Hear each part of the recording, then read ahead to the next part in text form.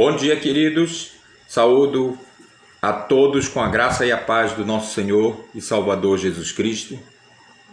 Estamos aqui para juntos abrirmos a palavra de Deus e meditarmos naquela que é a verdade revelada por Deus a nós, a toda a humanidade, na verdade, e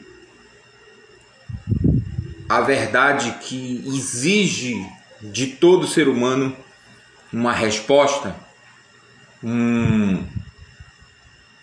juízo.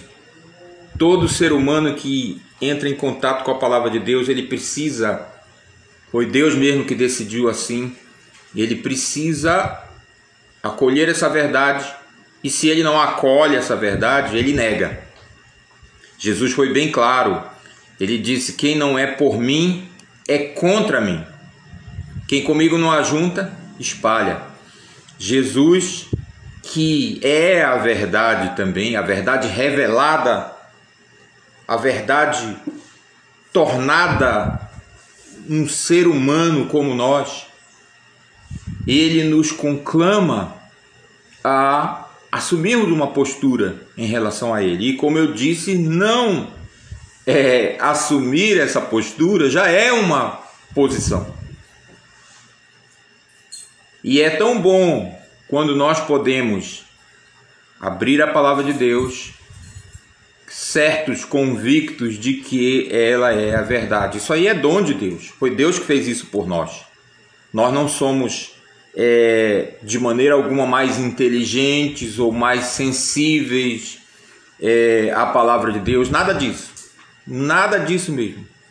O que nós somos é pessoas que Deus amou ao ponto de se revelar a nós. Por isso nós devemos temer a Ele cada vez mais e também procurar aprender da sua palavra e compartilhar da sua palavra aquelas pessoas que ainda estão necessitadas de entender a verdade que é a palavra de Deus. E nós estamos aqui, a classe seguidores do Mestre Jesus, da Igreja Evangélica dos Irmãos em Macapá, no centro, no bairro Central, como se diz também. Antes de nós começarmos o nosso estudo propriamente dito, nós vamos, claro, orar a Deus, pedindo que Ele nos abençoe no estudo da sua palavra. Oremos. Graças te damos, ó Deus, porque sendo o Senhor o Deus verdadeiro, o único, o Deus santo, Deus eterno, aprove a ti mesmo, ó Deus, te revelar a nós. E na verdade o Senhor nos criou a tua imagem e semelhança. O Senhor nos criou para que nós pudéssemos nos comunicar com o Senhor. E mesmo diante do pecado, diante da perspectiva do pecado, o Senhor providenciou um meio para que nós pudéssemos ser salvos.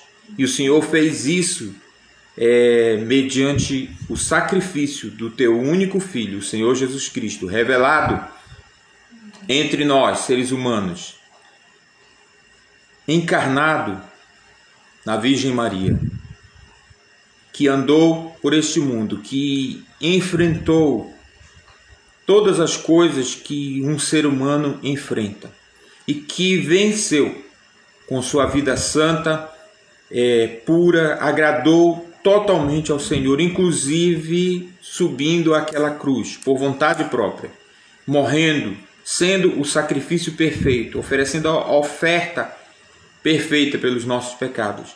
E por isso mesmo ele foi ressuscitado e está hoje em lugar de honra diante dos principados e potestades que estão aí ao redor, por todo o universo. Ó Deus, muito obrigado por essa tua salvação. Muito obrigado porque o Senhor se revelou a nós por meio da tua palavra.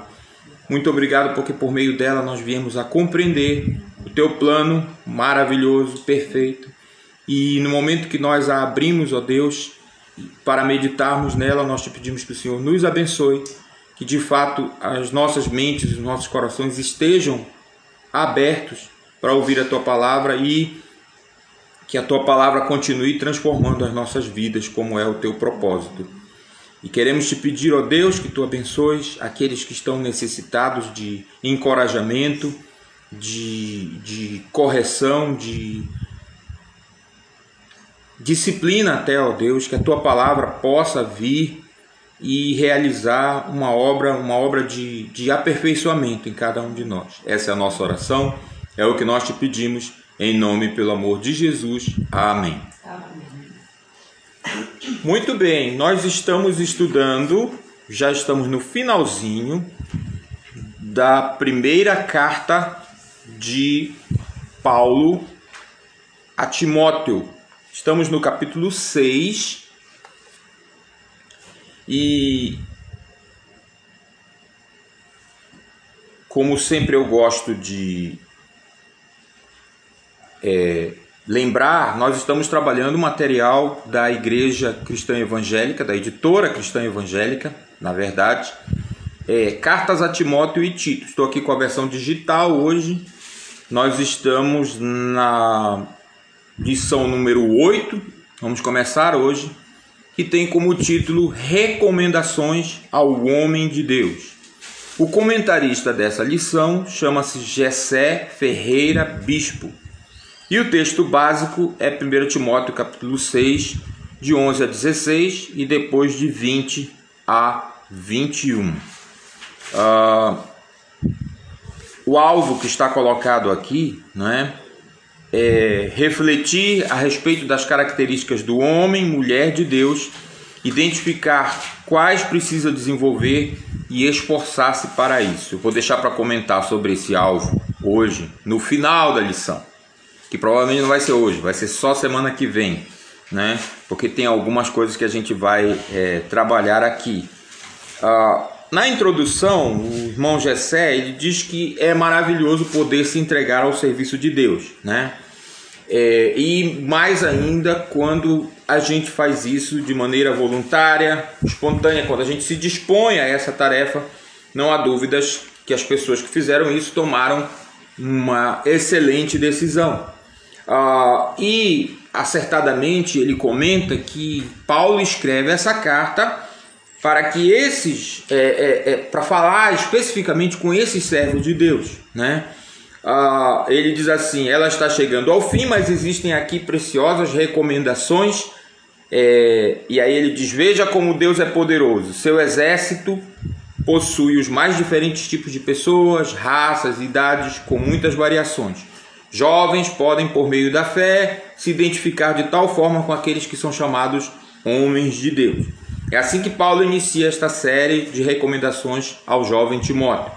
Deus espera que os que se comprometem em seu serviço sejam qualificados com os princípios ligados ao seu caráter e aos seus atributos. Estas instruções devem ser como aguilhões bem fixados que tatuam o comportamento e o caráter de seus escolhidos. Eles vão perceber que, ao colocar em prática, acharão em cada uma delas grande alegria. Nada no nosso andar com Deus deve ser um fardo pesado e cansativo. Jesus nos motiva a experimentarmos seu jugo. Sua palavra é clara e objetiva. Ele é leve e suave, isto é, o jugo, né, de Jesus. Então vamos às recomendações. Eu nem sei se eu já tinha feito isso aqui antes, mas eu li a introdução na íntegra, não é? Porque eu defendo sempre que o professor, o aluno, ele deve dialogar com o material de suporte. É isso que eu faço aqui o tempo todo. Tem gente que não gosta, né? Já ouvi comentários, né, mais ou menos nessa linha de se vai ficar criticando a revista o tempo todo, para que adotar a revista? Eu já respondi esse comentário várias vezes.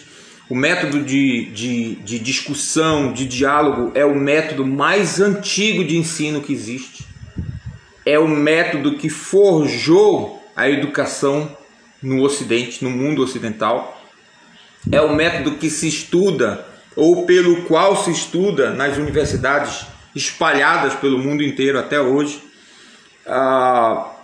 E pode-se dizer, num certo sentido, que também Deus adota esse método em vários livros, né, da Bíblia. Não vou entrar em detalhes sobre essa metodologia aqui, mas isso é claro, né?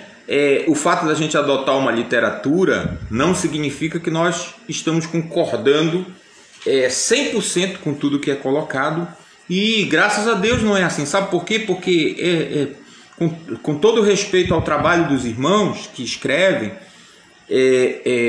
não é um texto inspirado por Deus, no mesmo sentido que é a palavra, no mesmo sentido que é a Bíblia. Essa é uma distinção que o mundo reformado faz. Estou aqui com a minha camisa dos 500 anos da Reforma, de novo, do culto comemorativo que a Igreja Presbiteriana, em parceria com outras igrejas, inclusive a nossa, promoveu aqui em Macapá. Nós que somos herdeiros do movimento reformado, nós fazemos essa distinção e apreciamos essa distinção. Lembramos sempre, né, de que a tradição da igreja ou a doutrina da igreja cristã, ela é totalmente dependente deste livro, da palavra de Deus.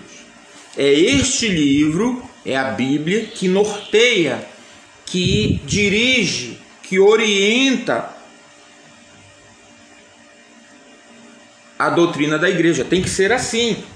E quando os homens de Deus, homens usados por Deus, estudam essa palavra, meditam nessa palavra e dela extraem ensinamentos,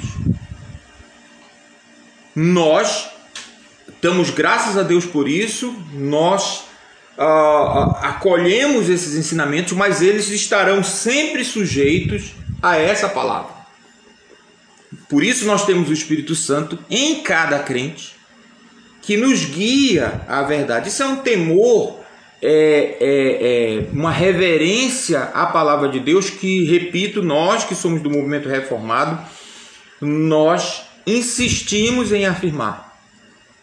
Os críticos do movimento reformado, na época da reforma e até hoje, você entra em alguns sites, você vê isso, eles dizem que o que os reformadores fizeram foi bagunçar tudo, né? Porque agora qualquer pessoa, isso já vi escrito várias vezes em vários sites, qualquer pessoa que tem uma Bíblia na mão se acha capaz de interpretar a Bíblia, de dizer aquilo que a Bíblia está querendo dizer, enquanto que nós, dizem eles, nós cremos que é a igreja que tem a autoridade e a única autoridade de dizer o que é que a Bíblia diz. Bom, isso não é o que nós cremos com toda certeza.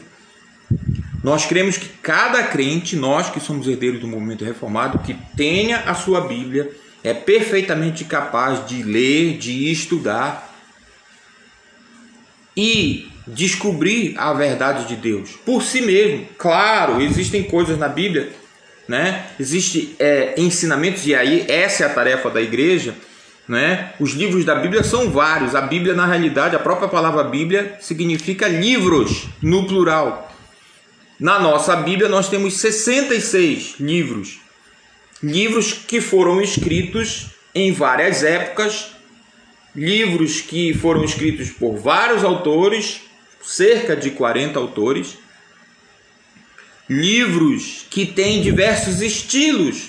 Na Bíblia você tem livros que se propõem contar uma história, na Bíblia você tem livros que são códigos de leis, na Bíblia você tem livros que são cartas, como essa que nós estamos lendo aqui, né? E é importante que você conheça os estilos literários que existem na Bíblia e aprenda, tenha uma espécie de chave que vai lhe ajudar a abrir o que cada estilo ou cada texto bíblico quer dizer.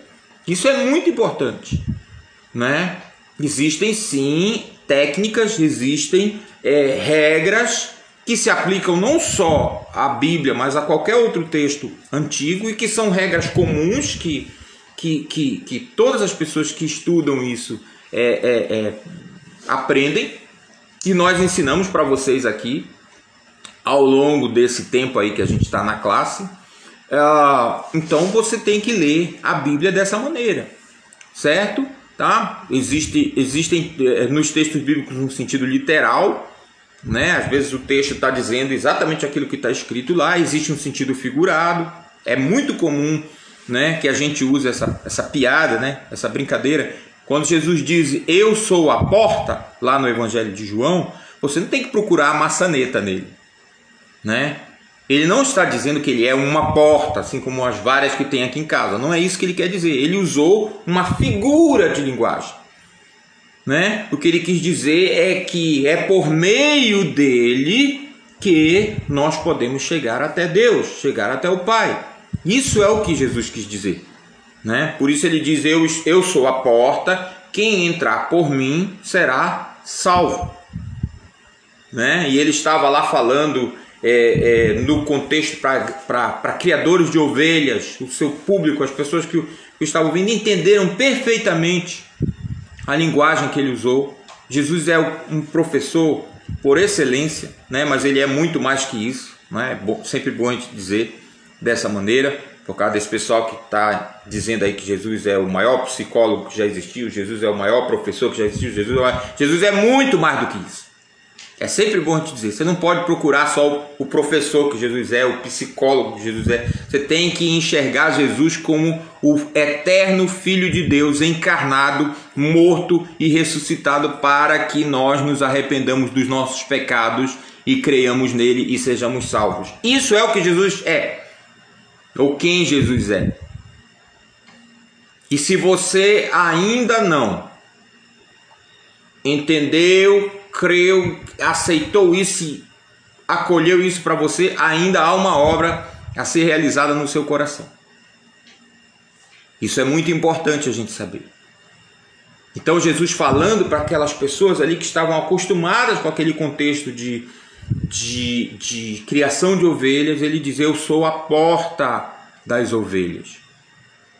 Quem entrar por mim será salvo. É isso que ele quis dizer, vai ficará salvo. Por quê? Porque no aprisco, né, lá no curral, as ovelhas ficavam protegidas dos predadores. Por isso, Jesus fala dessa maneira. E mais tarde ele vai dizer, eu sou o bom pastor. E é um texto muito bonito lá do Evangelho de João. Eu sempre recomendo. Você já leu o Evangelho de João esse ano? Hoje é 1º de agosto, não é isso? 1º de agosto hoje, Fátima? Sim. 1º de agosto. Hoje é 1º de agosto. Você já leu o Evangelho de João esse ano? Metade do ano já passou, tá? O Evangelho de João tem 21 capítulos. Se você ler 3 por dia, em uma semana você leu o Evangelho todo. Então eu recomendo muito mesmo, de todo o coração, leia o Evangelho de João. Leia, eu já li várias vezes esse ano. Leia o Evangelho de João, é maravilhoso. Cada vez que eu leio eu fico maravilhado de ver aqueles discursos maravilhosos de Jesus, a maneira como ele se expressou àquele povo e a maneira como ele se expressa a nós hoje também. Então procure ler. E aí ele diz, olha, eu sou a porta das ovelhas. E as pessoas entenderam o que ele estava querendo dizer. Então na Bíblia você tem um sentido figurado, você tem um sentido literal, você tem história, você tem poesia, você tem, como eu disse, legislação, leis, códigos, mandamentos. E claro, você precisa, quando você lida com esses textos, conhecer cada estilo, pelo menos de maneira geral, e aí você vai aprender. O que os reformadores fizeram, e isso está na história, foi justamente educar o povo, ou conclamar os governantes para que o povo fosse educado, traduzir as escrituras para que as pessoas tivessem, porque até a reforma protestante, eu não sei se você sabe disso, no Ocidente, era proibido ter Bíblias. As pessoas não podiam ter Bíblias em casa. As Bíblias eram monopólio da igreja. As Bíblias só podiam ser em latim, que era uma língua que o povo não falava. uma língua extinta praticamente. O povo não falava, as celebrações, os ritos que eram realizados no âmbito da igreja era tudo em latim, o povo ignorante não conhecia nada, assistia aquilo ali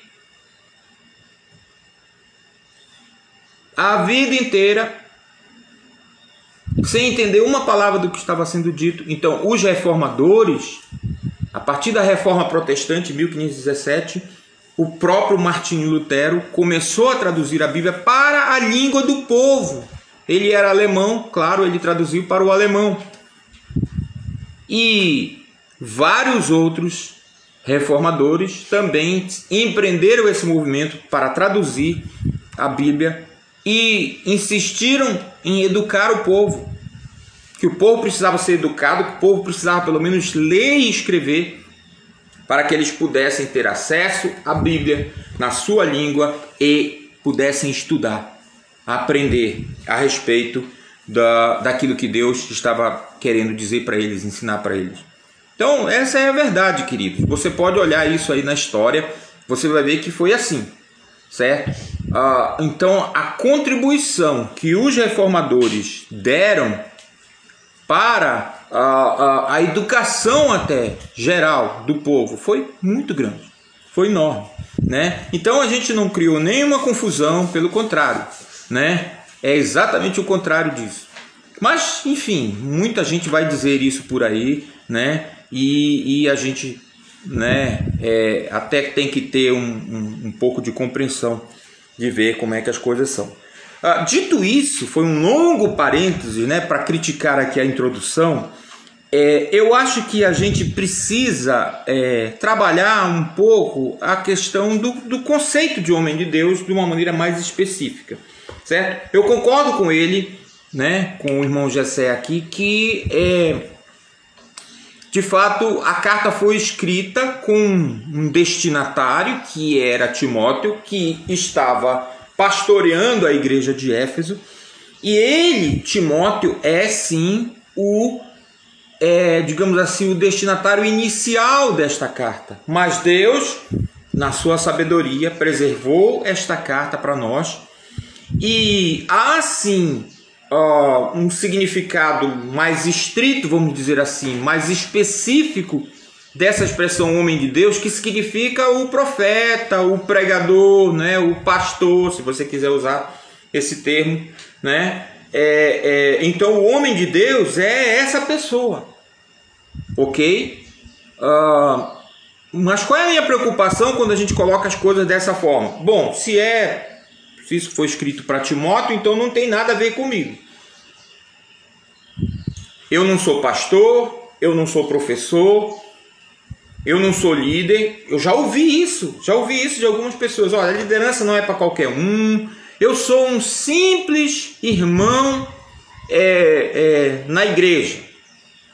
Eu não sei se eu entendo exatamente o que a pessoa está querendo dizer com isso, mas entendendo ou não, eu quero dizer que eu não gosto dessa expressão. Eu sou apenas um simples irmão na igreja. Porque me parece muito mais que a pessoa que diz isso, ela está querendo se esquivar, ela está querendo se eximir, ela está querendo desviar-se de qualquer cobrança dentro ali da comunidade, dentro ali da igreja. Então eu acho que essa introdução precisa ser melhor trabalhada, até porque tem outras ideias que ele colocou aqui que até conflitam com se você não faz essa distinção aí entre esse sentido específico, esse sentido estrito do que é o homem de Deus, e esse sentido mais amplo que ele acaba citando aqui.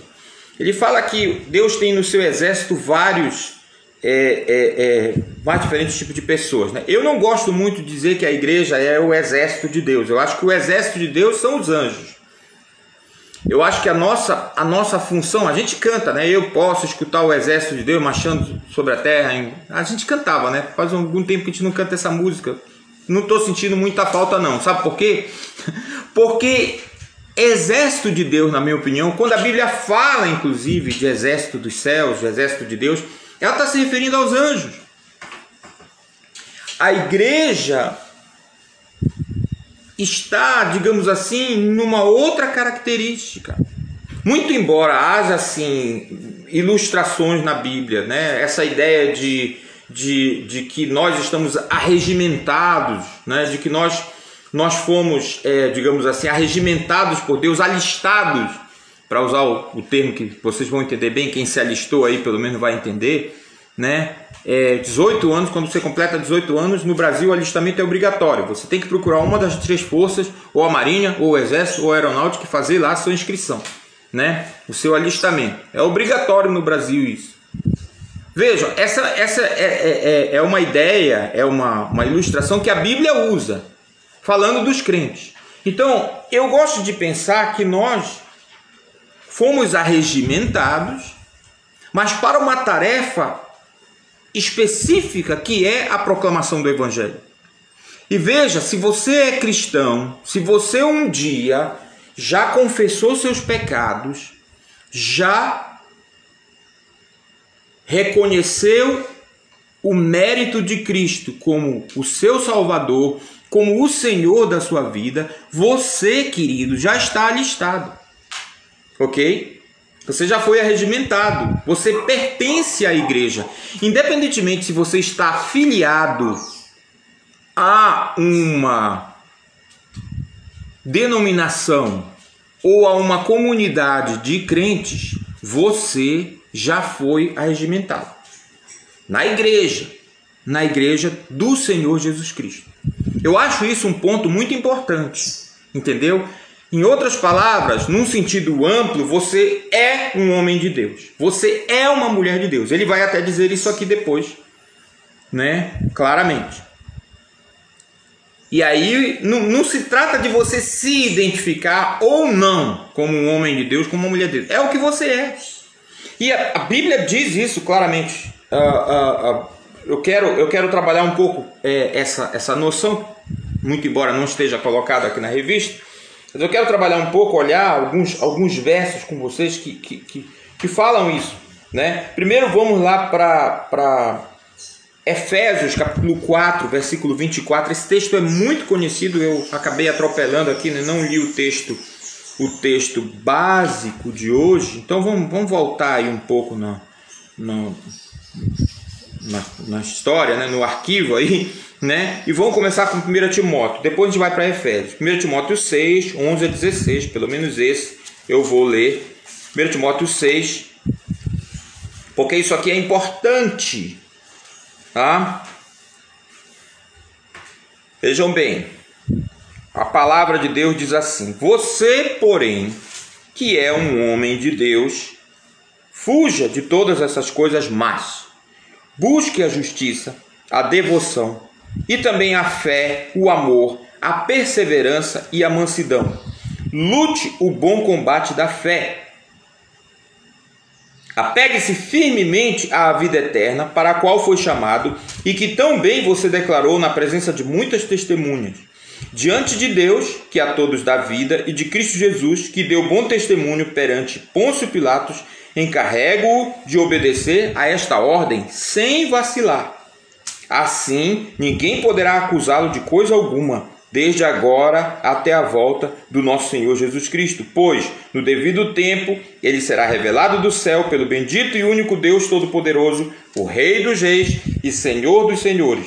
Somente a ele pertence a imortalidade, e ele habita em luz tão resplandecente que nenhum ser humano pode se aproximar dele.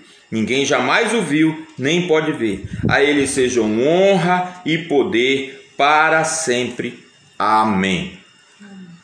E a parte final, 20 e 21, vocês já devem ter lido, né? Timóteo, guarde aquilo que Deus lhe confiou. Evite discussões profanas e tolas com aqueles que se opõem a você com suposto conhecimento. Alguns se desviaram da fé por seguirem essas tolices. Esse é o texto básico, então a expressão está aí, homem de Deus. Logo no verso 11, Timóteo era um homem de Deus, nesse sentido específico, nesse sentido estrito, né? de alguém que foi encarregado por Deus de um determinado mistério, né? de uma determinada tarefa, vamos dizer assim. Esse é o sentido estrito, né? Específico, mas há um sentido amplo que nos leva a aplicar esse texto também a qualquer crente. E é esse sentido amplo que a gente vai trabalhar agora um pouco. Vá comigo para Efésios capítulo 4 e o verso é 24 especificamente, mas eu vou começar a ler um pouquinho antes. Tomara que eu não tenha me enganado no texto. Não, é esse mesmo.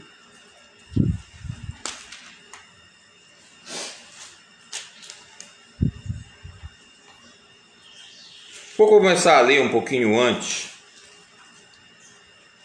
Vou começar no 17 para você entender o contexto imediato da passagem, tá?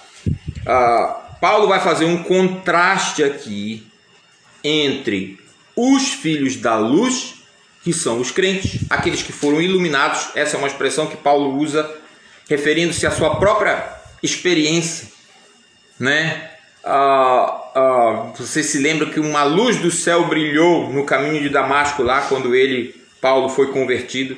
Vocês lembram disso? Ele ficou até cego por causa do fulgor daquela luz, né? Mas foi aquela luz que abriu os olhos, espiritualmente falando, de Paulo, para ele ver o Senhor Jesus, para ele entender que o Senhor Jesus era sim o Deus, o Filho de Deus, o Deus encarnado, o Senhor, o dono dele, né? Então ele vai fazer esse contraste aqui. A partir do versículo 17, Efésios 4, a partir do versículo 17 diz assim: assim eu lhes digo com a autoridade do Senhor, não vivam mais como os gentios, levados por pensamentos vazios e inúteis. A mente deles está mergulhada na escuridão. Andam sem rumo, alienados da vida que Deus dá, pois são ignorantes e endureceram o coração para ele. Tornaram-se insensíveis, vivem em função dos prazeres sensuais e praticam avidamente toda espécie de impureza. Mas não foi isso que vocês aprenderam de Cristo. Uma vez que ouviram falar de Jesus e foram ensinados sobre a verdade que vem dele, livrem-se de sua antiga natureza e de seu velho modo de viver, corrompido pelos desejos impuros e pelo engano. Deixem que o Espírito Santo renove seus pensamentos e atitudes. E aí o versículo 24, que é o versículo específico que eu pedi para vocês prestarem atenção. E revistam-se de sua nova natureza, criada para ser verdadeiramente justa e santa como Deus.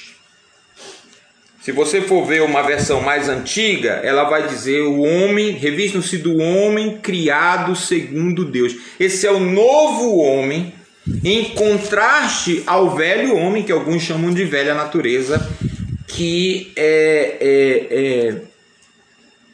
conflita com a natureza divina que Deus colocou em nós por meio de Jesus. Não, isso aqui não é dualismo.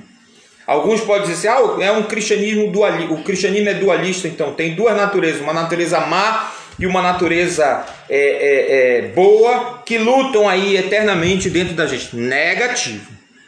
Não é isso não. Não é nada disso. Paulo deixa bem claro, você pode ler isso lá em Romanos capítulo 6, se você quiser aprofundar-se nisso aí, né? Mas eu sei que vocês sabem disso, que a antiga natureza, o velho homem, ele foi morto, crucificado com Cristo. Você pensou, né? E você tem toda a razão. Lá vai o Elias falar do Jason. É isso mesmo, porque é da minha geração, né? É da minha cultura. Por isso que eu digo, eu vou ter que me aposentar, não tem jeito. Eu já estou aposentado praticamente da sala de aula, né? Da sala de aula secular. Não vai demorar muito para eu me aposentar também da sala de aula bíblica, porque eu estou ficando sem ilustrações. Porque, por exemplo, a geração mais nova nem sabe, né? O Jason não assusta mais ninguém. Mas a minha geração pegou alguns sustos com ele, né? Morre no primeiro filme, nos 20 filmes que vem depois, tá lá ele de novo, né? É mais ou menos isso que acontece com a velha natureza. A velha natureza está morta. O velho homem foi crucificado. E Paulo diz aqui claramente, vocês têm que se despir dele. É como um trapo, é como uma roupa velha que você tem. E aí um dia você olha e diz assim, ah, essa roupa aqui já está, né? Não dá mais, né? Vou ter que mandar em frente. A velha natureza, o velho homem, não pode ficar sobre nós porque ele está putrefato, ele está apodrecido. Então, todo crente deve despir-se desse velho homem, deve despojar-se desse velho homem, deve tirar esse velho homem de si e se revestir de Deus. Essa é uma obra de Deus, é Deus que faz isso. Mas nós devemos cooperar com Ele. Ele, na sua sabedoria, decidiu que as coisas seriam assim. Se você é fã do C.S. Lewis, como eu sou, você conhece a história o livro A Viagem do Peregrino da Alvorada. Tem a história de um garoto chamado Eustáquio que é transformado por um dragão quando toca num tesouro amaldiçoado. Olha, gente, esqueça essa história que alguns radicais dizem por aí, que os crentes não devem ler o C.S. Lewis, né? Porque o C.S. Lewis fala de fauno, fala de fada, fala de... Isso aí é uma radicalização desnecessária, entendeu? O C.S. Lewis era um crente, ele escreve pegando o universo cultural que seu país tinha, né? Ele era professor de literatura, um gênio realmente, reconhecido inclusive pelos incrédulos. E aí ele usa todo esse arcabouço, mas ele traz sim uma mensagem importante para as crianças, sobretudo cada vez mais importante. Eu recomendo para você, compre as Crônicas de Nárnia, leia com seus filhos. Você que conhece o Evangelho, você que conhece o cristianismo, você vai identificar no ato quantos preceitos cristãos. C.S. Lewis é tão bom para ensinar os preceitos cristãos que os incrédulos, muitos, não gostam dele. Eles identificaram na hora, no ato, que o que C.S. Lewis quer é pregar, é fazer propaganda do cristianismo. Eu li uma crítica uma vez de uma crítica, uma senhora braba, chateada, comparando inclusive o Tolkien com o C.S. Lewis, dizendo o Tolkien nunca quis pregar, ele escreveu uma obra que é O Senhor dos Anéis, monumental, e nunca quis pregar. O Lewis sempre vem com essa história de cristianismo, sempre vem com... A mulher ficou braba, chateada, e com razão, porque isso é o que o C.S. Lewis faz. Então eu recomendo, leia com seus filhos, sobretudo se os seus filhos já estão aí na idade de 6, 7 anos, assista os filmes com eles. O Eustáquio é um menino que toca num tesouro amaldiçoado. Ai, maldição! Literatura, tá? Entenda. E aí ele se transforma num dragão. E ele faz de tudo para tentar se livrar desse corpo de dragão onde ele está, e ele não consegue. Não consegue. Eu vou dar esse spoiler, se você não viu ainda o filme, azar o seu, já deveria ter visto, né? E no livro é muito mais interessante do que no filme.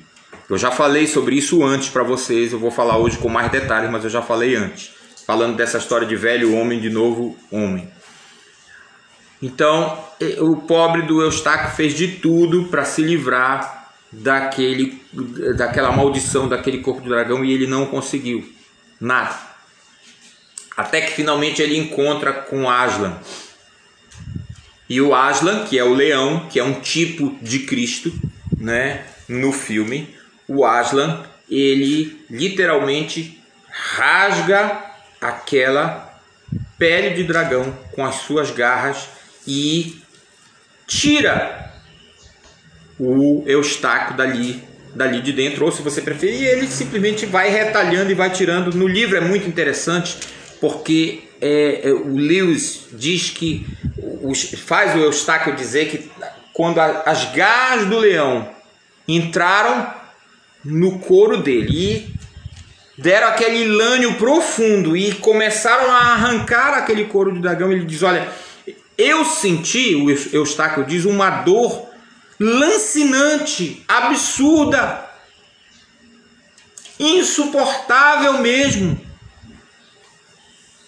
que só pôde ser superada pelo alívio de saber que aquele troço estava saindo de mim. É muito lindo isso, é muito interessante. É exatamente isso que Deus faz conosco. Ele arranca o velho homem de nós, mas dói, porque nós estamos sujeitos ao pecado. Nós estamos vendidos à escravidão do pecado. Não se engane, não. Nós não somos bons, querido. Você não é bom. Você não é bom. Eu vou falar você, porque a gente fala nós, parece que perde. Vou falar de você. E Deus fala comigo aqui na minha cabeça. Você, querido, você, querida, não é uma boa pessoa. Tire isso da sua cabeça.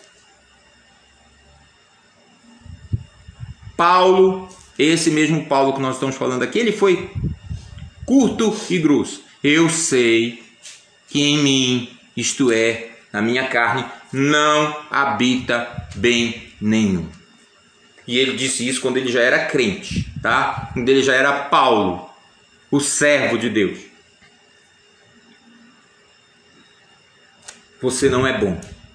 Você não é boa pessoa. Há dentro de nós todo tipo de pecado. Alguns que só nós e Deus sabemos. Há todo tipo de gosto. Há todo tipo de coisa ruim que nós herdamos do nosso primeiro pai, Adão. Mas Deus conhece. E se você é um crente, você foi salvo para que tudo isso saia de dentro de você. Ontem eu li um artigo triste. Meu coração chorou, de um grande apologeta cristão que viveu por anos uma vida secreta de assediador, de predador de mulheres. E só depois que ele morreu foi que esse esgoto veio à tona. Histórias absurdas, histórias horríveis. Muito triste, muito triste. Pelo menos uma das pessoas que trabalhou com ele, trabalhou diretamente com ele, teve coragem de dizer alguma coisa que talvez muita gente não vai querer dizer, ou muita gente não vai querer sequer pensar. Eu, inclusive. Mas a gente tem que pensar. Será que esse homem, esse grande defensor da fé cristã, será que ele era crente mesmo?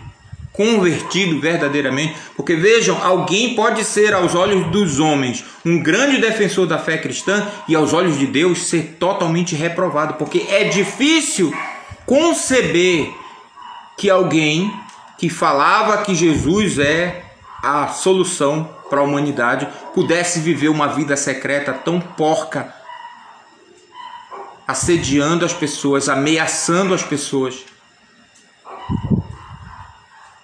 Então esse colega dele, que trabalhou durante muitos anos com ele, disse, olha, eu lamento muito que ele não tenha tido o arrependimento enquanto ainda está vivo. Ele já faleceu de câncer, como eu disse. E ele falou que muita gente vai pensar e alguns não vão ter coragem de dizer, mas ele disse, e eu concordo com ele, talvez esse homem não era crente. Porque ser um cristão é mais do que parecer um cristão aos olhos dos homens. E de fato é difícil da gente imaginar como que alguém que dizia que Jesus liberta podia estar tão arraigado no pecado, esse pecado terrível da imoralidade sexual, como aquele homem estava.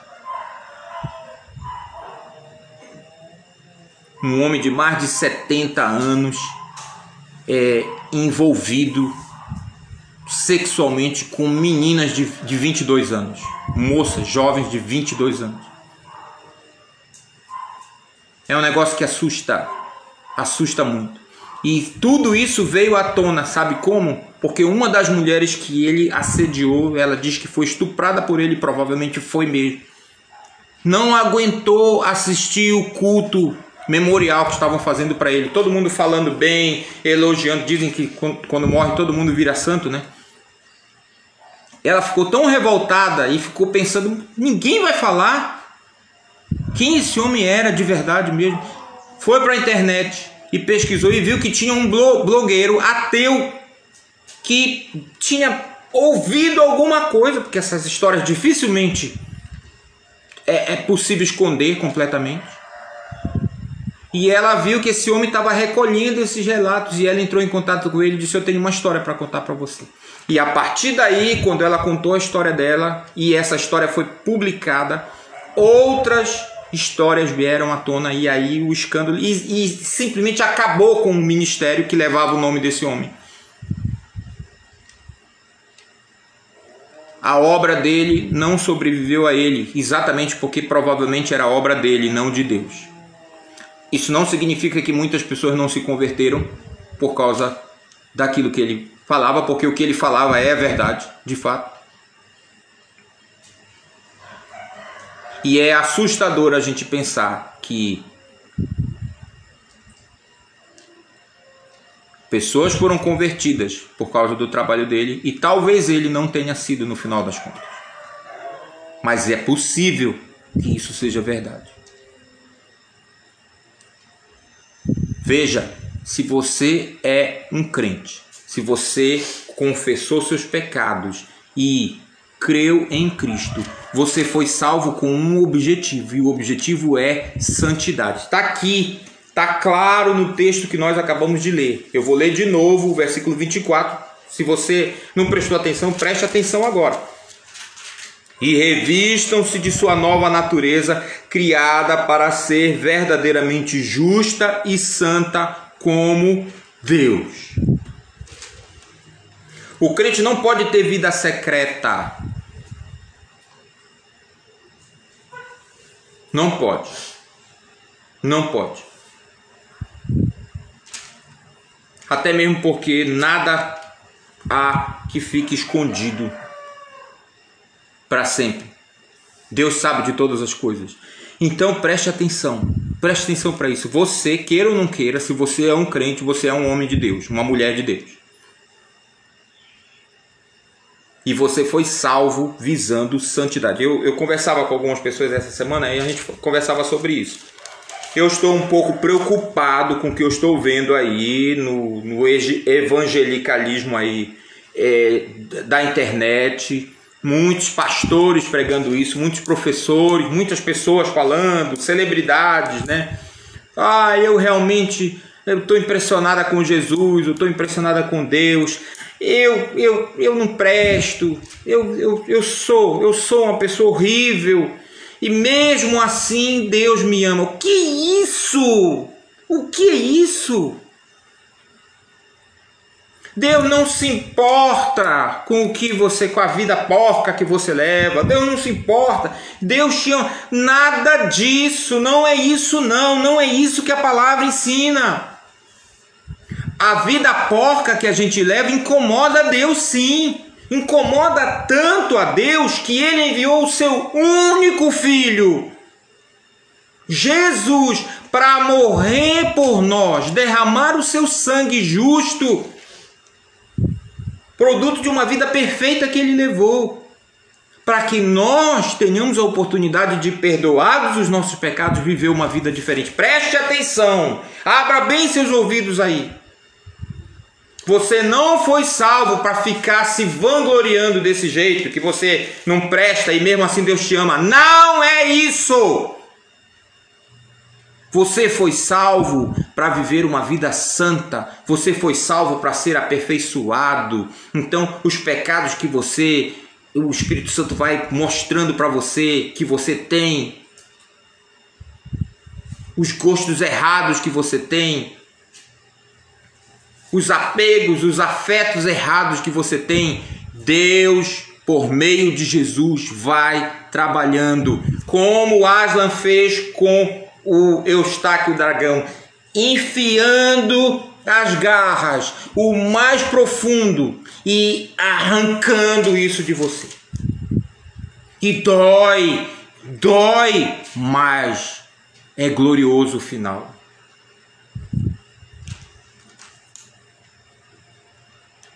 O final é glorioso.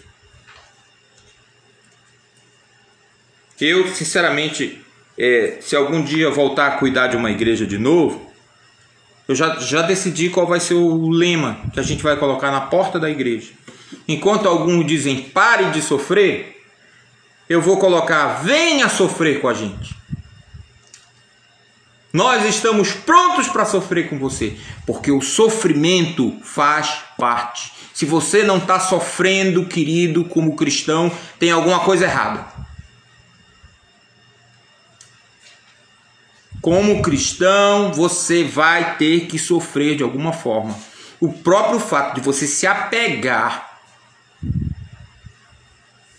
a determinados pecadilhos, a determinadas coisas que... aquela história do todo mundo faz, né? Todo mundo faz.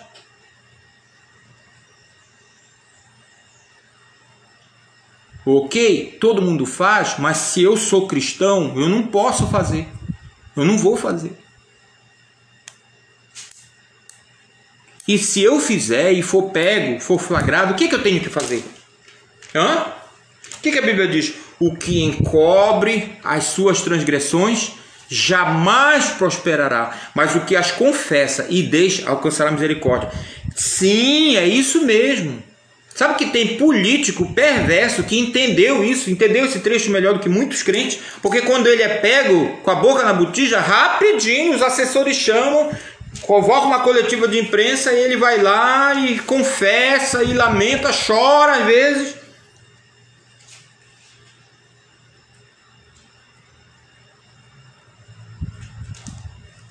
Eles já entenderam como é que a coisa tem que ser. Mas nós estamos vivendo tempos estranhos, nós estamos vivendo tempos em que as pessoas às vezes são pegas com a boca na botija e ficam tentando se justificar. Quem não erra? Quem não faz? Quem não faz? E ainda usam textos bíblicos. Aquele que estiver sem pecado, que atire a primeira pedra. Primeira coisa a ser dita a respeito desse texto aí, a primeira coisa que precisa ser dita, preste atenção no que eu vou lhe dizer, preste atenção. A primeira coisa que precisa ser dita com relação a esse texto aí de João, do Evangelho de João, é que quem disse isso não foi a pecadora, não foi a mulher lá que os caras levaram. Essa é a primeira diferença muito grande que a gente deve observar quando a gente lê a Bíblia. Quem disse aquilo foi o único ser humano impecável que já existiu na face da terra e que existe até hoje e que é o Rei dos Reis, o Senhor dos Senhores, para todo sempre. Amém. Amém. Amém. Foi Jesus que disse. Foi Jesus que disse. Aquele dentre vocês que tiver sem pecado, que atire a primeira pedra. E ele disse aquilo para aqueles homens, para dar uma lição àqueles homens, e que foi entendida. Porque a Bíblia diz que eles, acusados pela própria consciência, saíram um a um. E aí Jesus se voltou para a mulher e disse: mulher, onde estão os teus acusadores? Ninguém te condenou? E ela respondeu: ninguém, Senhor. E aí Jesus disse o quê? É a outra frase que ele gosta de dizer. Olha o que Jesus disse para a mulher pecadora: nem eu também te condeno. E aí eles param aí. Mas eu pergunto para vocês, foi aí que Jesus parou? Não. O que foi que Jesus disse para ela? Nem eu também te condeno. Vá e não peques mais. Vou dizer de novo, vá e não peques mais. Isso foi o que Jesus disse para aquela mulher. Mas essas pessoas retalham a palavra de Deus para que a palavra de Deus se acomode aos seus esqueminhas mentais. Porque eles não querem ser moldados pela palavra, eles querem moldar a palavra à sua própria mente. Mas não é assim não, queridos. Se você é um homem de Deus, se você é uma mulher de Deus, você vai deixar a palavra moldar você. E se a palavra te convence de novo, que algum comportamento seu é errado, que algum afeto seu é errado, que você está apegado a coisas que você não deve se apegar. Seja lá o que for, sejam bens materiais, sejam bens imateriais. Às vezes nós estamos apegados demais à própria imagem que as pessoas têm de nós. Uma imagem que nós sabemos que não é verdadeira.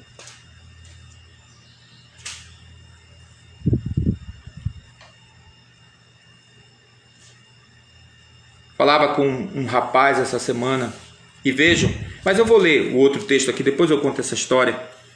Novo homem, o homem de Deus, a mulher de Deus. 1 Coríntios capítulo 11, versículo 1, Paulo, que dizia de si mesmo que eu sou o pior dos pecadores, o principal dos pecadores. Mas olha só que coisa interessante, aqui em 1 Coríntios, logo no primeiro verso, no capítulo 11, o que ele diz? Muito interessante. 1 Coríntios 11, 1, ele diz: sejam meus imitadores, como eu sou imitador de Cristo. Que coisa interessante. Sejam meus imitadores, como eu sou imitador de Cristo. Quantos de nós temos coragem de dizer coisas semelhantes para as pessoas que estão ao nosso redor? Olha, me imitem. E não foi só aqui que Paulo disse isso, não. Você vai ver a mesma coisa lá em Filipenses capítulo 3, 17. Não precisa ler. Você vai ver ele dizendo, acho que é Colossenses, né? Andem segundo o modelo que vocês viram em nós, em mim e nos que andam comigo. Ele ainda teve essa coragem, né? Andem segundo o modelo que vocês estão vendo em nós.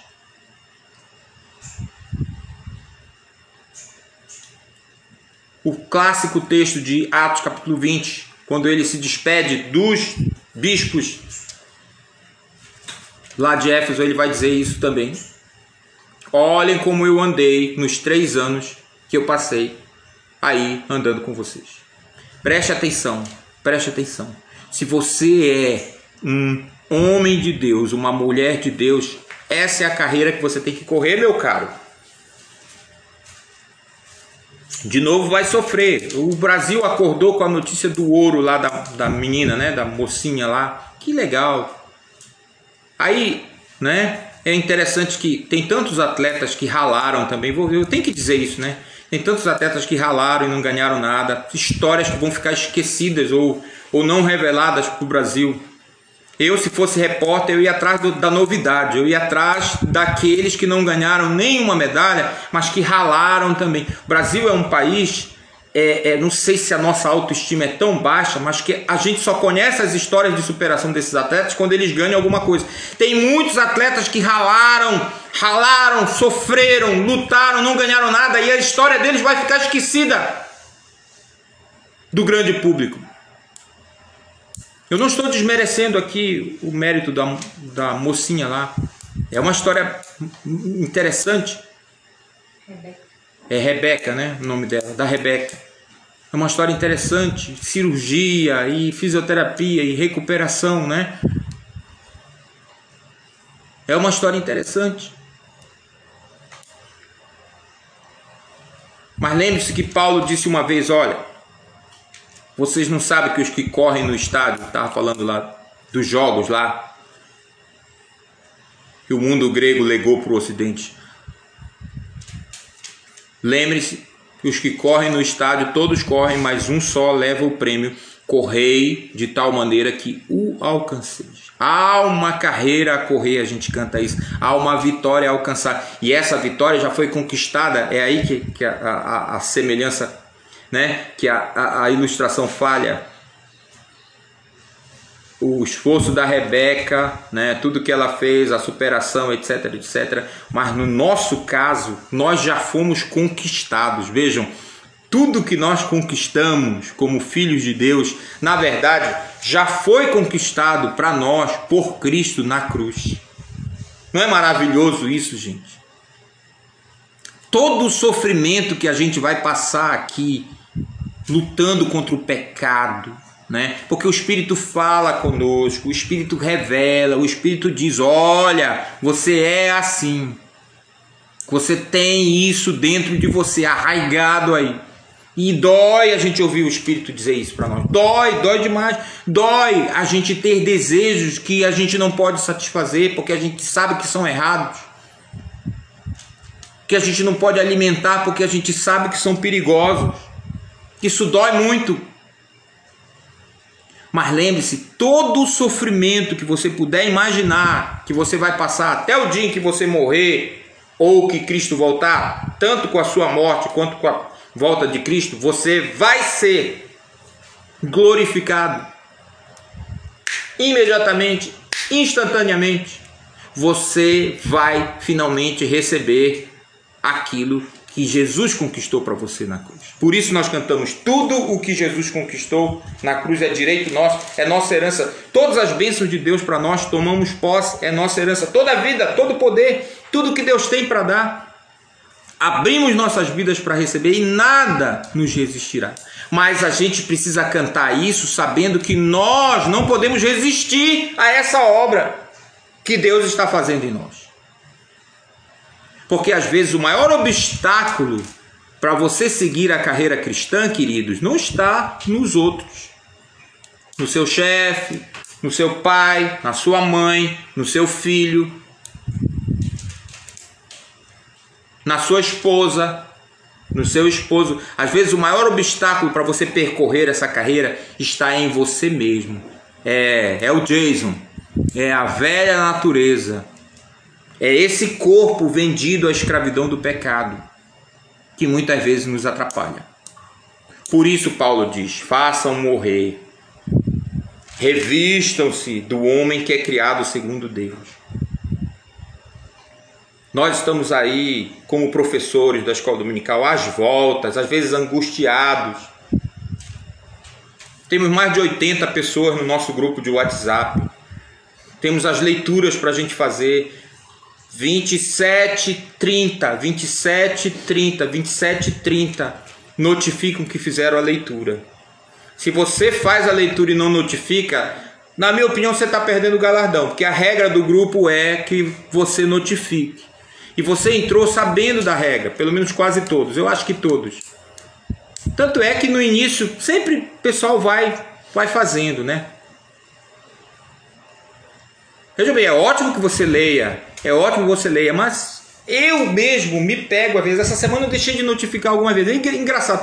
Às vezes eu pego o telefone para notificar, aí eu começo a anotar e às vezes eu me alegro. Olha, fulano notificou. E eu fico muito alegre. Às vezes eu até mando no privado para a pessoa: olha que legal, você notificou e tudo. Aí me distraio, esqueço. Quando eu olho, já foi. E eu tenho um negócio comigo: se eu não notifiquei ali de 0 hora a 23h59, eu não notifico mais. Eu não notifico atrasado.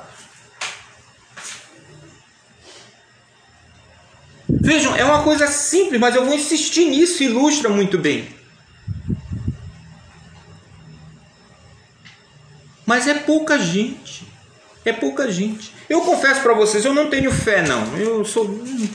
Eu não acredito mais que as 80 e poucas pessoas que tem no grupo, nem me lembro de cabeça, eu não acredito que um dia eu vou ver 80 e tantas notificações, tal qual o número de pessoas que existem no grupo. Já perdi essa esperança.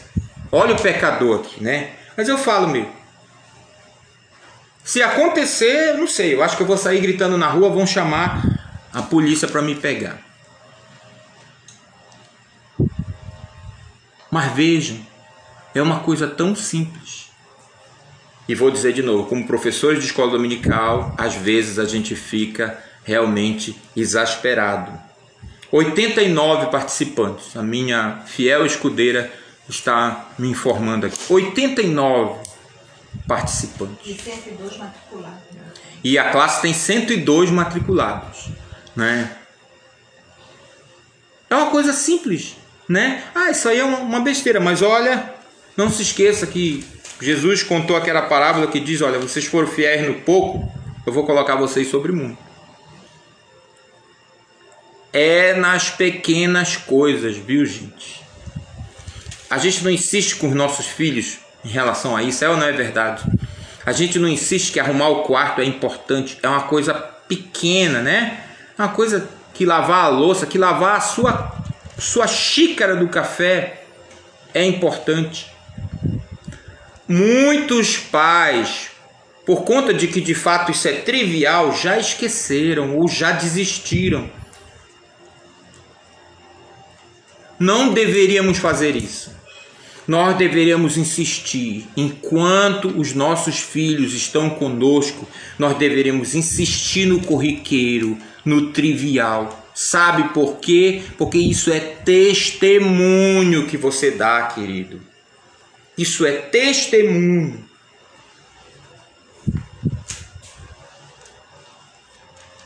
Isso é testemunho. Nós estamos vivendo uma época terrível. Nós estamos vivendo uma época em que as pessoas nem querem mais ser homens e mulheres de Deus.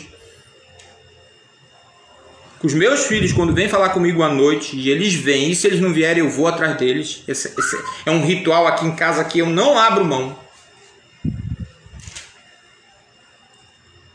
E é interessante, quando eles vêm pequenos, eles vêm pedir bênção, né? Bem, enfim, esse é um hábito daqui de casa. Não estou dizendo que você tem que fazer isso na sua casa assim como eu faço, mas eu estou ilustrando. E não sei exatamente em que momento isso deve ter acontecido comigo também, mas é interessante que depois de uma certa idade, o pedido de bênção vira boa noite. Olha só que interessante isso. É quase que como se o menino achasse ou a menina achasse que depois que eles já estão aí crescidos e, né, e bem e coisas, não tem mais necessidade de pedir bênção ou de contar com a bênção dos pais. E aí a bênção vira boa noite. É interessante isso. Pois pode vir. Boa noite, pai. Deus te abençoe. E às vezes eu ainda boto a mão na cabeça e beijo. Nunca é demais você abençoar seus filhos, nunca. Pedindo, não pedindo, nunca é demais. E lembre sempre os seus filhos, que a bênção pode se apartar deles, dependendo do que eles escolherem para si. Isso você pode dizer. Sim, nós acreditamos na graça, nós acreditamos na salvação, tá tudo aí, somos reformados, somos bons reformados, mas é bom não brincar com isso. É bom não brincar, porque você é um homem de Deus, você é uma mulher de Deus. Eu digo isso para meus filhos: Deus te faça um homem de Deus, Deus te faça uma mulher de Deus. E se eles não disserem amém, eu digo: diga amém. Tá lá. Vocês acham que Deus não sabia que o povo de Israel ia pecar? Quando ele deu a lei para o povo, vocês acham que Deus não sabia que o povo de Israel ia descumprir com a lei? Deus sabia de tudo, meus caros. Deus sabia. Mas está lá no texto: as palavras foram lidas, a lei foi lida, e todo o povo ao final disse amém.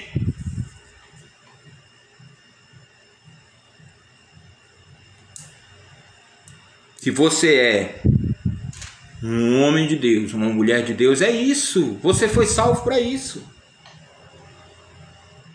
Não adianta. É isso. Por isso Paulo diz: sede meus imitadores, porque eu imito Cristo. Eu sou imitador de Cristo. Isso é o que todo crente tem que dizer. Sim, a gente tem as nossas imperfeições. Os meus próprios filhos, a quem eu me dirijo desse jeito, eles estão aqui dentro de casa. Eles me conhecem.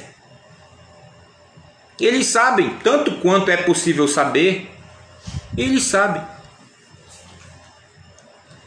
Às vezes a gente se ilude, né? Por isso que eu digo, às vezes a gente se apega numa imagem que os outros têm da gente, mas os nossos filhos, eles sabem que a gente não é toda essa Coca-Cola que o povo lá fora fala. A gente pode esconder muita coisa do povo lá fora, mas de esposa e de filhos, difícil. Difícil. Isso é um lembrete, queridos. É um lembrete que Deus coloca. O olhar dos nossos filhos para nós é um lembrete que Deus coloca para nós. Baixa a tua bola, Eliezer. Baixa a tua bola, porque esse menino aí te conhece e eu te conheço mais ainda. É isso que Deus está dizendo para nós, naquele olhar que o nosso filho nos dá, que você sabe qual é.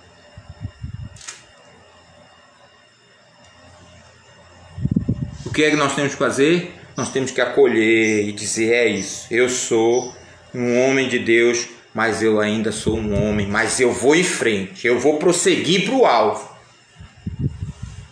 Não, aqui a gente não está falando não daquele corinho que foi banido, graças a Deus,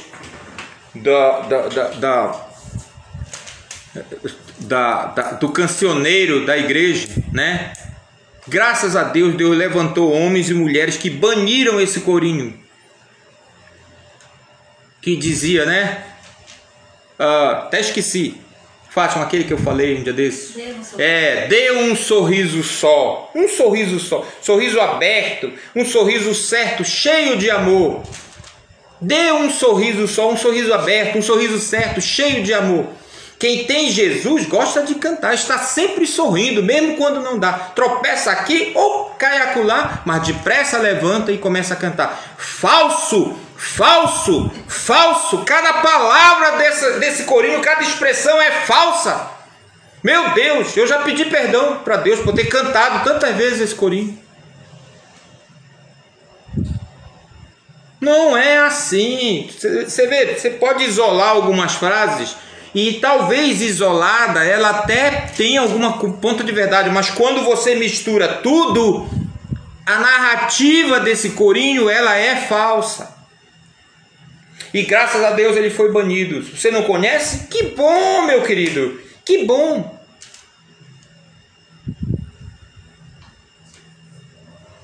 Onde já se viu que o crente está sempre sorrindo, mesmo quando não dá? Isso é mentira. É mentira. Às vezes a gente está chorando. E às vezes a gente deve chorar. Porque Deus traz à nossa mente pecados sérios. Coisas graves, comportamentos errados, que tem que nos humilhar, tem que nos... Paulo disse isso para os coríntios, vocês lembram? Olha, eu estou temeroso de ir aí ao encontro de vocês, que eu acho que Deus vai me humilhar aí no meio de vocês. Deus vai me mostrar, olha aí, Paulo, olha aí, trabalhaste, olha aí. Alguns não chegaram ao conhecimento da verdade. E Paulo talvez reconhecia, eu penso... Não sei se no céu vou poder conversar isso com ele. Mas Paulo olhava para trás e via, eu errei com esse pessoal.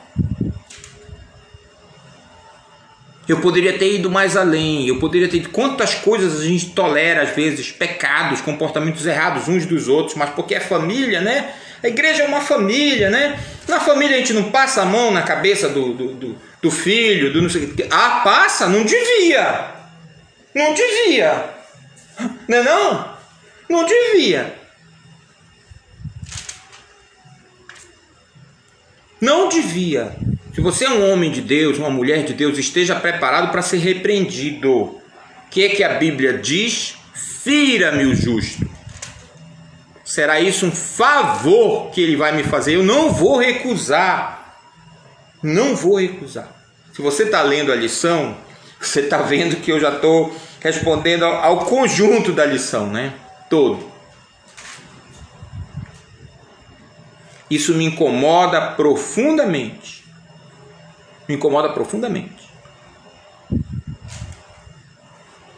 A ideia de que porque você é crente, porque você é irmão, não tem que ser repreendido. Mas isso existe. Isso existe. Então, às vezes, a gente tolera mau comportamento porque a gente não quer se estressar. Tolera pensamentos errados, tolera o mundanismo na mente dos crentes, porque a gente não quer se estressar. Eu nem vou entrar muito em detalhe nessa expressão que ele usou aqui, Deus tatuar. Eu achei curioso, fica me provocando, sinceramente, né? Fica me provocando. Eu vou ler de novo, eu não vou falar muito disso, mas, enfim, alguma coisa eu vou dizer. Eu achei isso aqui de uma coisa tão desnecessária.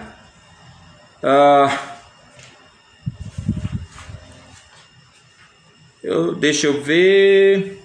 Seu exército possui os mais diferentes tipos de pessoas, raças, idades, com muitas variações. Jovens podem, por meio da fé, se identificar de tal forma com aqueles que são chamados homens de Deus. É assim que Paulo inicia esta série de recomendações ao jovem Timóteo. Deus espera que os que se comprometem em seu serviço sejam qualificados com princípios ligados ao seu caráter e aos seus atributos. Essas instruções devem ser como aguilhões bem fixados que tatuam o comportamento e o caráter de seus escolhidos. Eu achei isso aqui meio desproposital. Primeiro porque eu acho que tatuagem é pecado. Deus nunca mandou o povo fazer qualquer marca em cima do corpo em honra a Ele. Vou dizer uma coisa para vocês. Se eu fosse marcar o meu corpo em honra a qualquer coisa, teria que ser em honra a Deus. Mas Ele proibiu especificamente o povo de Israel de fazer isso porque as outras nações faziam. Aí os teólogos liberais e outros que, apesar de não ser liberais, mas não querem se comprometer com relação a isso, eu não vou dizer o texto para vocês, posso dizer depois, mas está lá. Aí o teólogo liberal ele diz assim, não, mas não está falando de tatuagem aí, está falando das escarificações, que eram marcas que eles faziam com lancetas ou com fogo em honra aos deuses. Meu querido, aí eles dizem, não tinha tatuagem nessa época no Egito Antigo. Tinha sim. Já achamos, quando eu digo achamos, estou falando dos historiadores, dos arqueólogos, já achamos múmias com tatuagem. Se você quiser, eu mando esse link para você. Múmias tatuadas. Portanto, esse argumento de que não havia tatuagem, portanto Deus não pode estar falando de tatuagem, não cabe. Mas o ponto aí é a essência do que Deus está dizendo. Deus está dizendo, vocês não vão marcar o corpo de vocês em honra a mim. Se eu não vou marcar o meu corpo em honra a Deus, me digam, o que é que merece? Meus filhos? Minha esposa? Meu cachorro? Seja lá quem for? Ninguém merece essa honra. Ninguém merece. Ah, querido, você tem tatuagem? Tudo bem. Você não pode tirar, tá feito. Talvez você não tinha esse conhecimento, ou talvez você, se é que você concorda comigo, ainda vai ter, ou se você não concorda, talvez Deus vai te dar isso ainda, se eu estou certo. Pode ser que eu esteja errado. Quem sou eu? Né? Um caco de barro, como vocês. Mas eu estudei esse texto. Eu já vi várias interpretações sobre ele. E eu não posso simplesmente considerar que a sua irritação com o que eu estou dizendo, se é que você está irritado, é critério de validação. Não é. Não é. Acolho e abraço e respeito e nunca vou olhar para sua tatuagem com reprovação. Graças a Deus eu já consigo isso. Eu posso lidar com uma pessoa que está tatuada do início ao fim. E eu não vou mais me sentir assim, porque Deus não me permite. Eu não sou melhor do que essa pessoa. Eu não conheço a história dela, eu não sei porque que ela começou. Normalmente começa pequeno, né? Normalmente começa com uma coisa discreta, que vai crescendo, e aí de repente, quando a gente vê, a pessoa está totalmente tomada.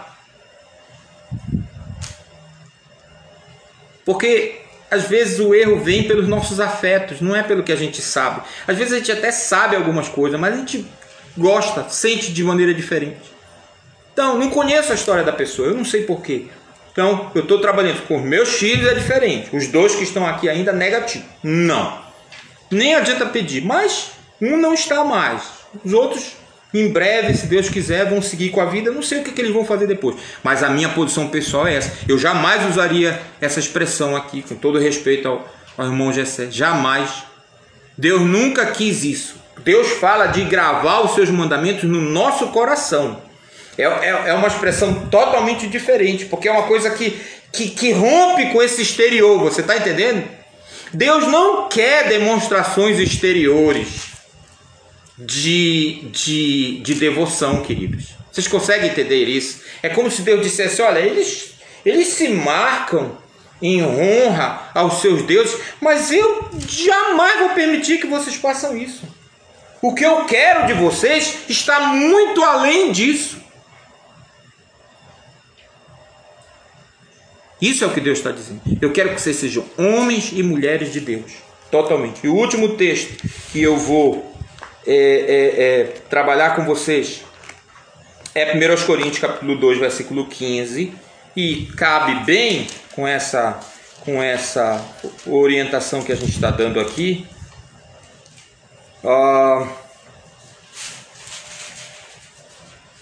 O verso é o 15, mas eu vou começar com 10. 1 Coríntios 2, eu vou ler a partir do 10, tá? Até o 16. Vou terminar toda a sessão. 1 Coríntios, capítulo 15, ou capítulo 2, de 10 a 16. A palavra de Deus diz assim: mas foi a nós que Deus revelou estas coisas por seu Espírito, pois o Espírito sonda todas as coisas, até os segredos mais profundos de Deus. Pois quem conhece os pensamentos de uma pessoa, senão o próprio Espírito dela? Da mesma forma, ninguém conhece os pensamentos de Deus, senão o Espírito de Deus. E nós recebemos o Espírito de Deus e não o Espírito deste mundo, para que conheçamos as coisas maravilhosas que Deus nos tem dado gratuitamente. Quando lhes dizemos isso, não empregamos palavras vindas de sabedoria humana, mas palavras que nos foram ensinadas pelo Espírito, explicando verdades espirituais a pessoas espirituais. Mas o homem natural não aceita as verdades do Espírito de Deus. Elas lhe parecem loucura e ele não consegue entendê-las, pois apenas quem é espiritual consegue avaliar corretamente o que diz o Espírito. Quem é espiritual pode avaliar todas as coisas, mas ele próprio não pode ser avaliado por outros. Pois quem conhece os pensamentos do Senhor, quem sabe o suficiente para instruí-lo? Mas nós temos a mente de Cristo. Esse é o ponto. Todos os crentes são espirituais, ou devem ser, se você preferir, porque todos os crentes têm a mente de Cristo. Todos os crentes devem ser capazes de avaliar, de ponderar, de ler a Bíblia, de meditar, e o Espírito há de falar com todos e com cada um de nós, e há de mover o nosso coração e a nossa mente para que nós nos submetamos a Cristo. Então não tem escapatória, querido. Você pode ter certeza, não tem escapatória. Se você é de Cristo, pela graça dele, pelo favor dele, essa obra vai ser realizada em você. E você vai ser um homem de Deus. Você vai ser uma mulher de Deus. Porque você já é. Por isso Paulo vai dizer, mais tarde, eu já vou adiantando aqui para Timóteo, não seja negligente com o dom que há em você. De novo, ele está falando especificamente a um dom de ministério que foi colocado sobre Timóteo, no sentido estrito, né? No sentido específico, mas lembre-se que todos nós, os crentes, temos um dom, que é o próprio Espírito, que nos foi dado. Então, isso já aconteceu comigo várias vezes. Às vezes a gente ouve uma palavra e na hora a gente não engole, né? Não passa, né? Aquela coisa de não passar. Mas o Espírito tem a sua obra para realizar na nossa vida e ele vai fazer. Você pode ter certeza disso. E o Espírito fica ali. Pá.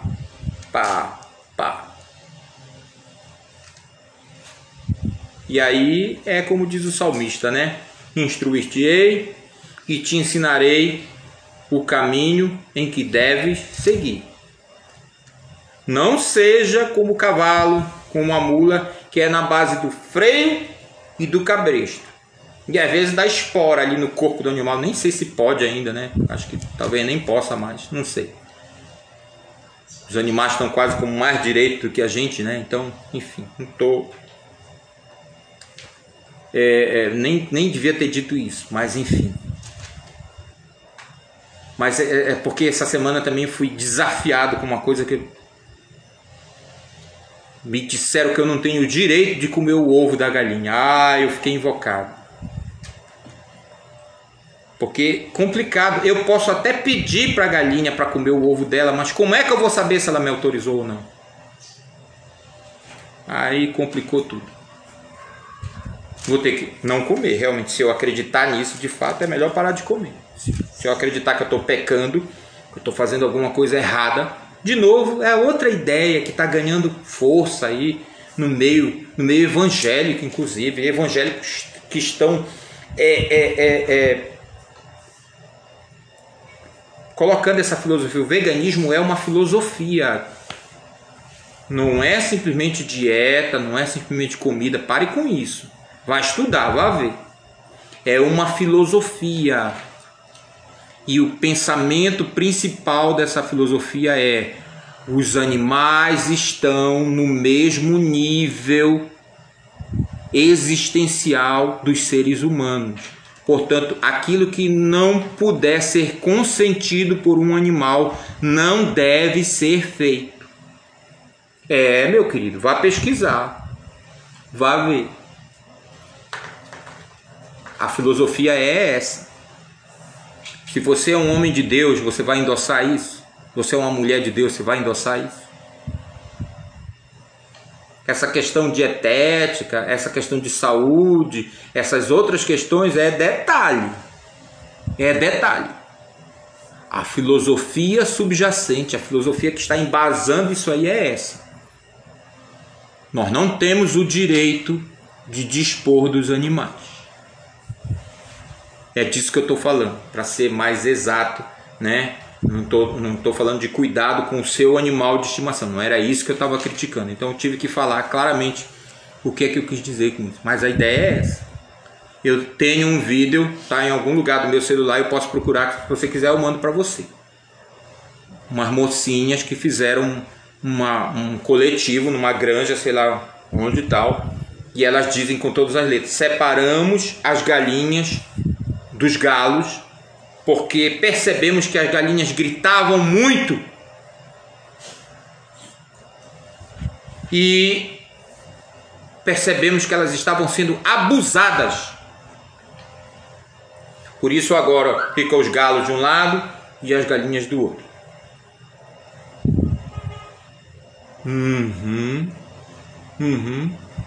Tá bom. Ou melhor, não tá não. O negócio tá pegando. Tá pegando. Se nós somos homens e mulheres de Deus, nós precisamos avaliar tudo. Tudo. Criticar.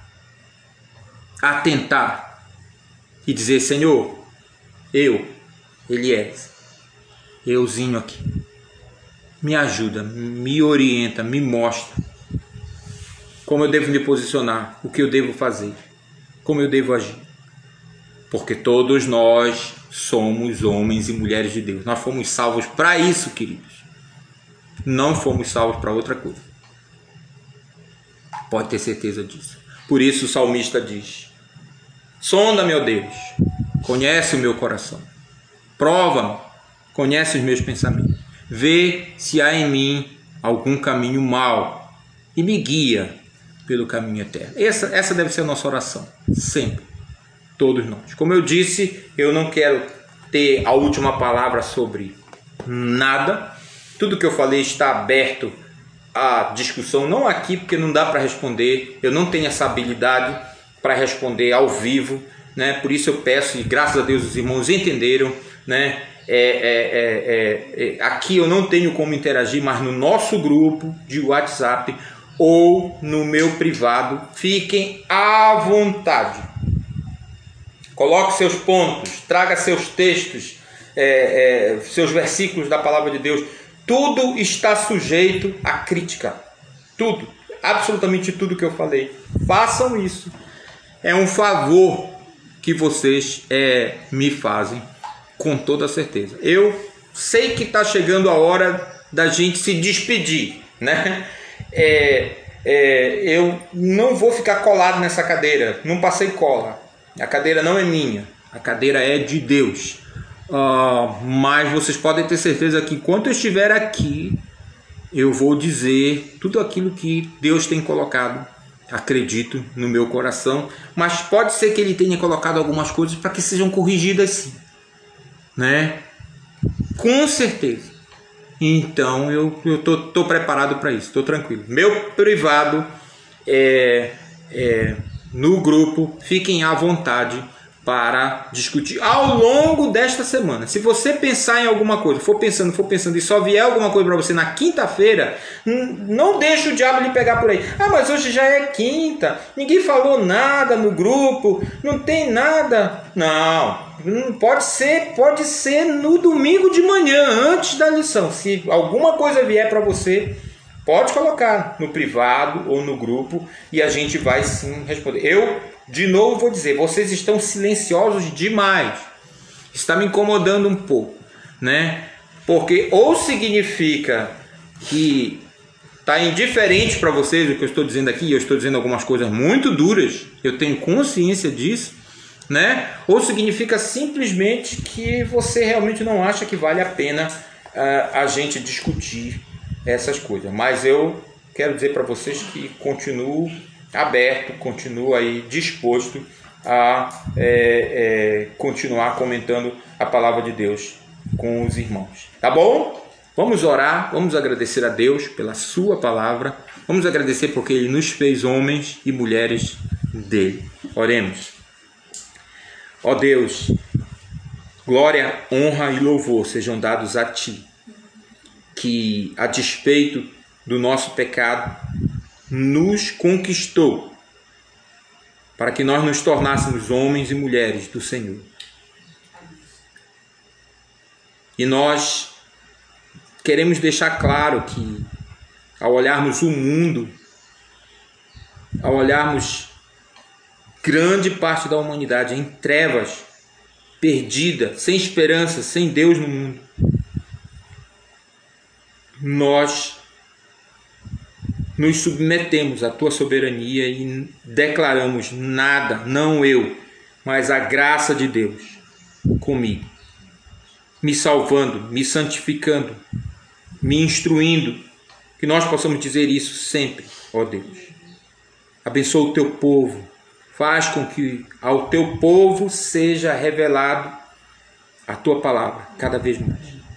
Faz com que nós andemos nela, faz com que nós nos submetamos a ela todos os dias da nossa vida. Essa é a nossa oração. É isso que nós te pedimos. Pedimos que o Senhor dê um bom domingo a todos os irmãos.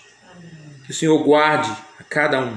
Que o Senhor abençoe o culto mais tarde, lá na sede, lá com os irmãos que estarão lá, com os irmãos que estarão acompanhando virtualmente. Que a bênção da Tua palavra sempre esteja conosco, não se aparte de nós, e isso implica também o obedecer àquilo que o Senhor nos ensina. Pedimos isso gratos, em nome e pelo amor do nosso grande Deus, do nosso Salvador, o Senhor Jesus Cristo. Amém. Amém. Deus nos abençoe, um bom domingo a todos, até mais tarde, para quem vai aí acompanhar o nosso culto. Tchau, um grande abraço.